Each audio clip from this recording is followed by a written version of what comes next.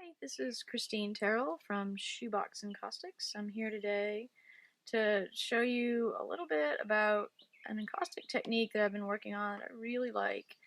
I like all encaustic techniques, but the traditional setup is a really pretty supply intensive class. You need a griddle and you need paints to be melted on the griddle and lots of brushes and just stuff, lots of stuff. And it's fun and it's awesome, but I think a lot of times people are somewhat intimidated by it.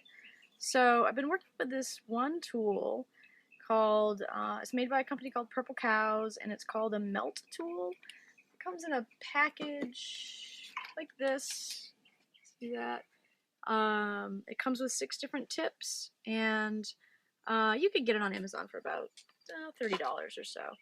So it's kind of like a soldering iron. It is a heating tool. It has these different tips. Like I said, this iron tip is the one I use most frequently, but the tips just screw in and screw out. So you can play around with lots of different sorts of techniques and whatnot with the various tips. I usually stick with the iron, like I said, because it has a wide range of things that you can do with it. And what I'm doing right now as I'm chatting with you is I'm just putting down clear encaustic medium. So this is a stick. I make the medium myself. It's just beeswax and a resin, a Damar resin. They're mixed up to a certain ratio, and I cook them up in my little studio, and then I pour them into these molds to make stick shapes. I really like the stick. They work really well with this technique. So as I'm saying, I'm just putting down clear medium, because the first part of this collage process is really important to have wax down on your paper. I'm just using cardstock, nothing fancy. White, maybe sometimes I use what do you call it, watercolor paper. Sometimes that works really well too, but any old cardstock, Bristol will do. So once I have like a good layer of a little bit of wax down, I start to add some color. Same technique. I'm just pushing the stick against the heated tool, and it's just dripping onto my surface.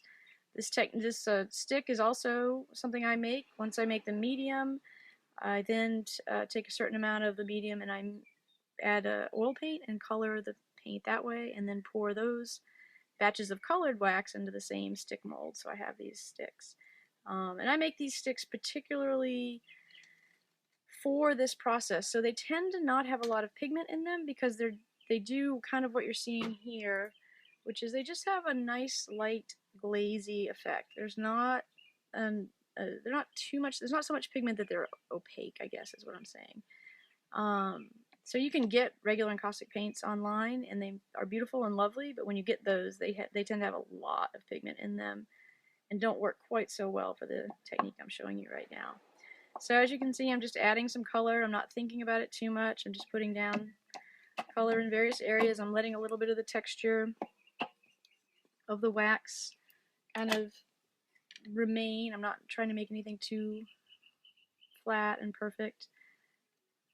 And you can see my tool, sometimes the tool loses heat as it loses heat as you use it, and so sometimes it slows down a little bit and doesn't want to melt quite as quickly. So sometimes that's a little bit of a struggle. So I took a few minutes and just kind of covered the whole surface with just a variety of textures and colors of wax.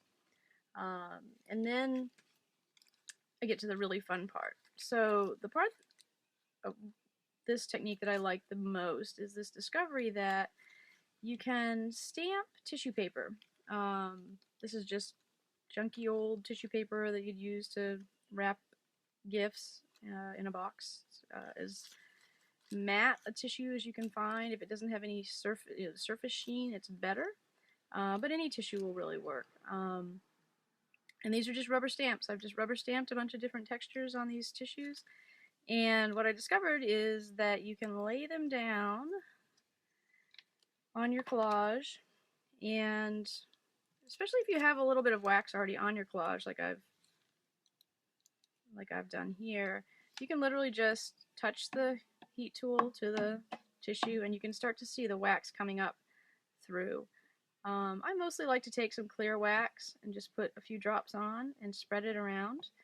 And you can see what's really intriguing to me about this and what I most love is that the tissue paper itself just kind of disappears. It soaks up all that wax and you see the pattern, but you don't really see the paper. So what I really like to do is just take some various pieces. I tend not to think about it too much. I just sort of find a piece that's appealing and stick it down. And you're probably noticing that one of the greatest things about this whole technique is that unlike traditional collage where you're dealing with adhesives and glues and whatnot, you've got no drying time with the encaustic wax. It cools and it's done. I mean, I could pick this up and hang it up right now if I wanted to. Nothing's going to fall off. If I put something down that I don't like, let's say I have this little piece here and I like it, but I don't really love it, it can sit there for a second and be like, yeah, I don't really love that. So you just go back and heat it and then just pull it up.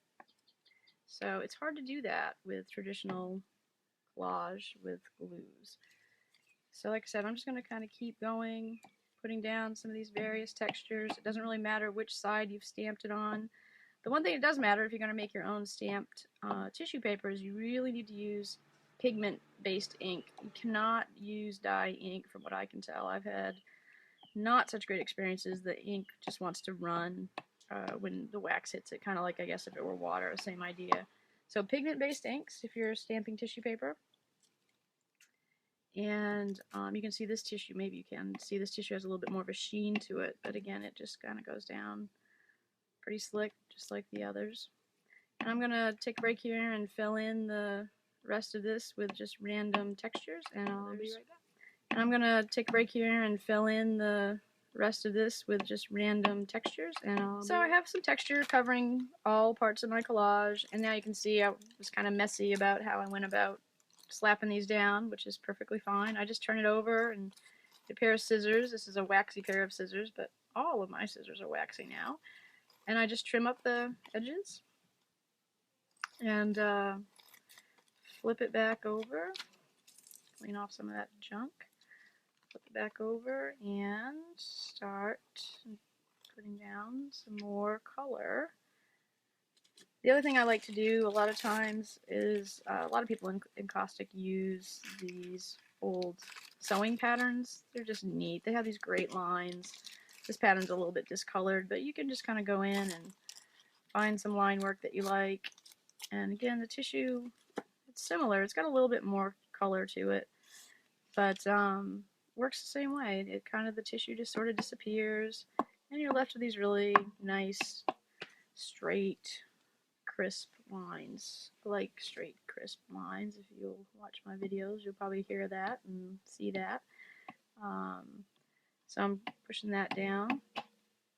I see a little few places that could use a little more wax, so I'm just putting some more clear medium down.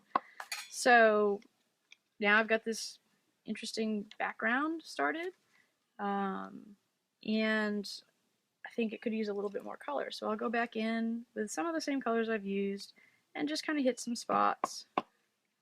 Bring in some more fun, a little turquoise, bright yellow, but not too much, because one thing about this technique is if you start mixing, you see I'm just kind of touching the surface.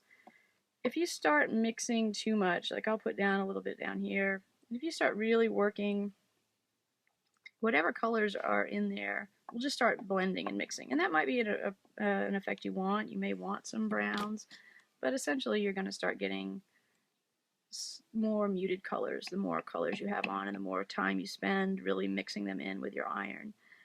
So I just tend to touch it just lightly, and I also like that it creates little ridges of texture, and those can be fun to go back in. I clean off my tool with just a piece of paper towel. It's going to be fun to go back in with some white or some black sometimes and just kind of hit, again, just kind of lightly touch it, and you can see sometimes you'll get the wax to stand up on those ridges a little bit, and that can also create some fun visual texture that you might not have gotten otherwise. So I will be back in a moment.